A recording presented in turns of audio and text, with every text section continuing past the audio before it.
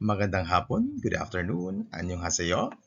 My name is Cajurao and I'm from the Philippines. And on behalf of my co-researchers, Ms. Grace Abelia and Ms. Sarje Abawag, allow us to present our study entitled The Prevalence of Depression, Anxiety, and Stress Among College Students in a Public University in Masbate, Philippines. And by the way, we are from the Office of the Student Affairs and Services of the Dr. Emilio B. Espinosa Sr., Memorial State College of Agriculture and Technology. Now, to give you a little overview of what this study is all about. According to the study of World Health Organization in 2020, 1 in 4 persons will have mental and neurological illnesses at some point in their lives. And among these mental health issues, the most common is depression, anxiety, and stress. And several studies have reported that college students have a higher incidence of experiencing these mental health issues than the general population. Furthermore, according to the report of the American College Health Association in 2019, 30% of students said that they have been so depressed in the previous year that it had severely impaired their ability to operate. And the same report shown that 40% of college students reported experiencing severe anxiety during the preceding year. And a report from the American Psychological Association in 2019 have shown that 85% of the college students said that they were stressed out by their academic workload. And in the context of the Philippines, according to the report of the World Health Organization in 2020, 2.6 million people or Filipinos are experiencing major depressive episodes. And according to several studies, 20% to 50% of these college students in the Philippines have been found to have elevated rates of mental health issues. And this was exacerbated by COVID-19 pandemic, which brought social isolation, financial hardships, and worry about the future. That's according to the report of the Philippine Mental Health Association in 2021. And also, or likewise, several studies have reported that academic pressure, social isolation, role confusion, and financial hardship are or all contribute to the unique vulnerability of college students to mental health issues. And studies also have shown or have also linked college students' mental health issues to their gender, age, academic performance, and field of study. Now, to give you a little overview about what our university looks like and what are the mental health programs and resources that we offer for our students, I want you to watch this short video.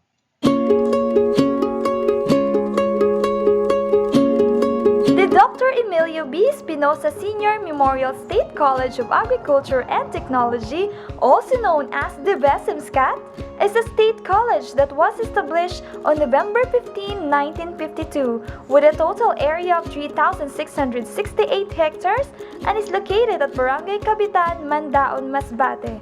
This lone state college in the province of Masbate houses almost 7,000 students pursuing undergraduate and graduate program.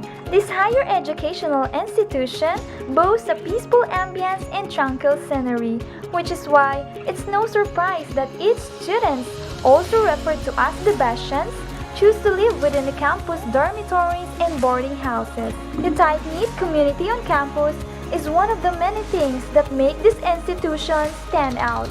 For these students, the campus is an ideal place for pursuing their college dreams and embracing the culture and norms of student life.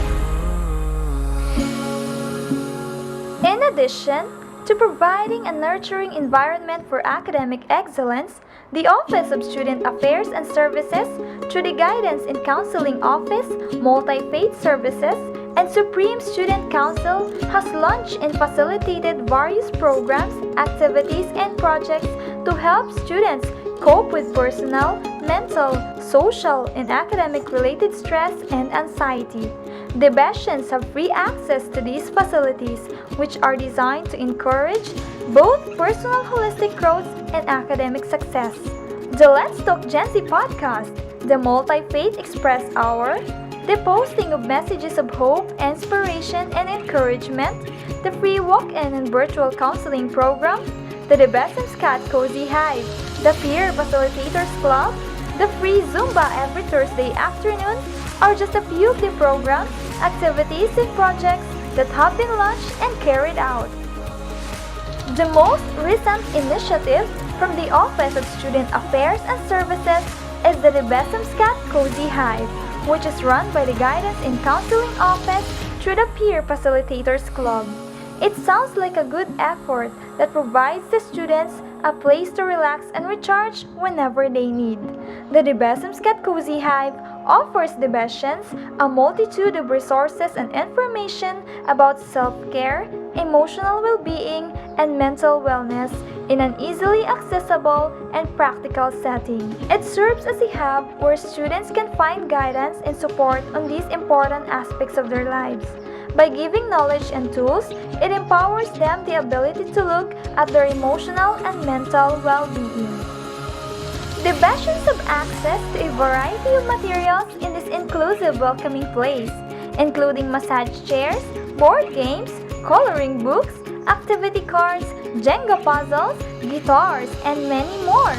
It offers students different ways to distress and engage in activities that promote relaxation and enjoyment. These options cater to different interests and preferences, ensuring that students can find something that resonates with them and help them unwind. Another crucial component of the Cozy Hive is fostering inclusivity. All students feel welcomed and comfortable utilizing the facilities and resources available because of the promotion of inclusivity. This inclusivity fosters a feeling of support and belonging, which improves students' general well-being on campus. In conclusion, the Debesmcat Cozy Hive is a valuable project that gives Debesians a dedicated space for relaxation, self-care, and emotional well-being.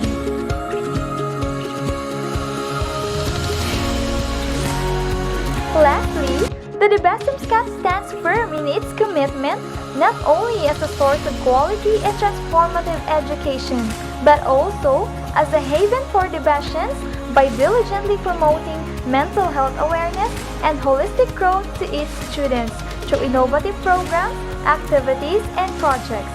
This indicates that the institution is dedicated to nurturing the overall growth of the students by prioritizing safe spaces, supportive, and welcoming environments for students to thrive. Certainly, the institution, through the Office of Student Affairs and Services and other offices under SAS, undoubtedly goes above and beyond to improve students' experiences and foster an environment that supports both personal development and academic excellence.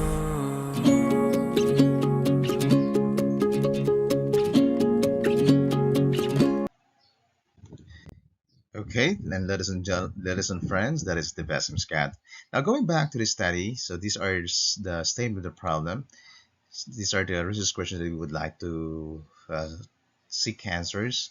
So in general, this study aims to examine the prevalence of depression, anxiety, and stress among the Westminster College students, and specifically, we would like to answer the following question: what is the prevalence of depression, anxiety, and stress among the Westminster undergraduate students? Number two, are there differences in the prevalence of depression or DAS among demographic variables? And what are the contributing factors of depression or two DAS among college students, such as academic pressure, financial stress, and social isolation? And how effective are the existing mental health resource and support system for college students? Lastly, what are the barriers that prevent college students from accessing mental health resources and support? Methodologically speaking, this study utilized a cross-sectional research design and employing a multi-stage stratified random sampling to recruit participants. So around 470 students agreed and voluntarily agreed to participate in the study. And just to give you some insights on the demographic distribution of the participants, as you can see from this table, that 69.8% of the participants are females, and 45.7% are from the College of Education, 56.4% are first year students, and 88.3% are from family earning below 10,000 or below $170, and 84.5% are living with their parents. Now, this is the results As you can see here that students from the Debesmcat in general or on average experience mild depression, moderate anxiety, and normal stress. And as you can see from this figure that around 19.4% of the students reported mild depression, 30.9% have moderate depression, and 7.9% reported a severe depression level. In terms of anxiety, 30.2% reporting moderate anxiety and 21.7% can be observed experiencing extremely severe anxiety. And in terms of stress, which is the most common mental health issue among college students, 63.8% of them reporting normal stress and only 3.2% reporting extremely severe cases. And we also investigated the demographic characteristics and the level of depression. And statistics have shown that the mean depression level varies significantly based on the college type, year level, and the uh, living arrangement.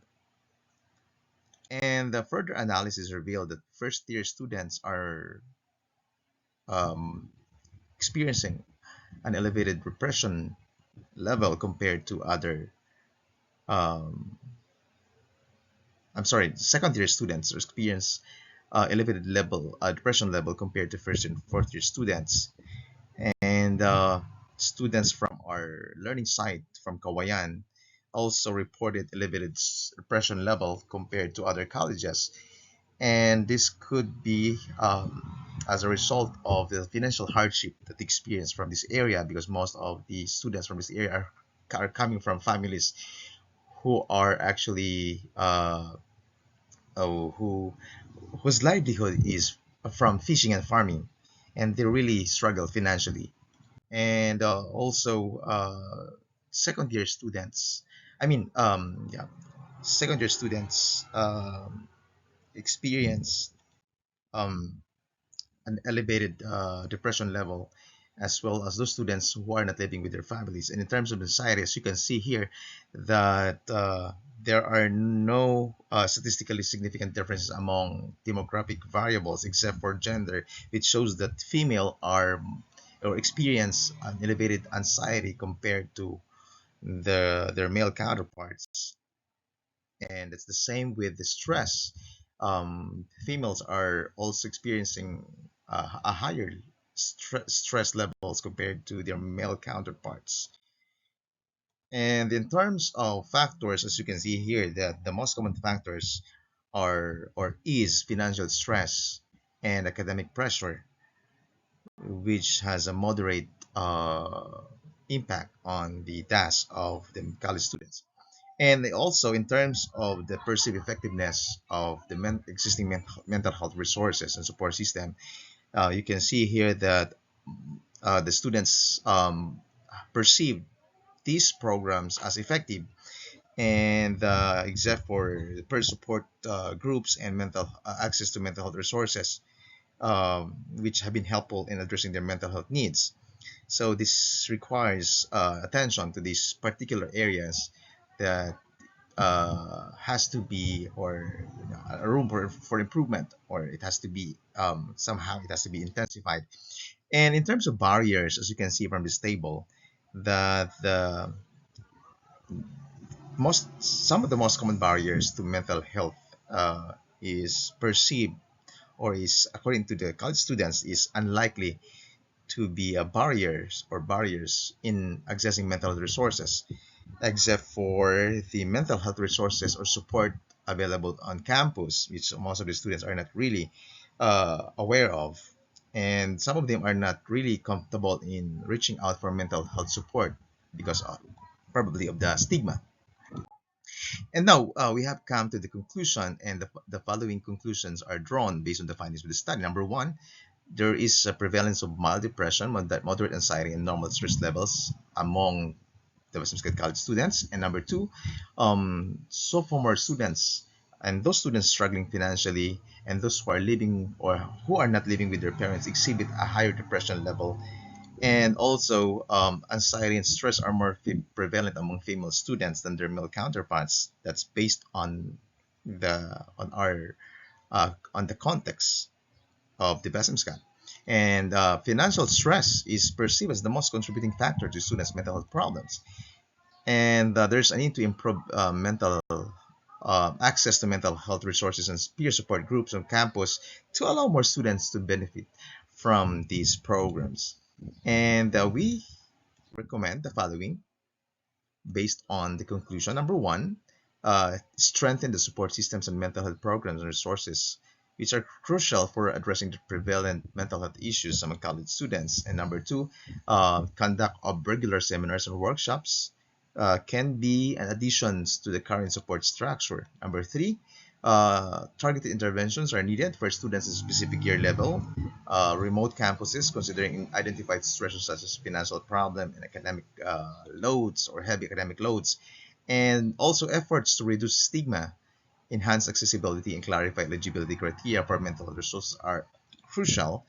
And another is addressing the financial constraints and improving accessibility are necessary to ensure broader access to mental health support. And very timely because in the BSMSCAT we are actually conducting this some sort of entrepreneurial um, um, entrepreneurial what they call that entrepreneurial opportunities for students, especially students with skills that they can actually earn from their skills, and they can look for jobs inside and outside the campus, and is already established uh, by the Office of Student Affairs and Services. So those are the study recommendations, and thank you very much for listening. And I hope everyone will have a great time for the IESAS Global Summit 2024. Thank you very much, and God bless everyone.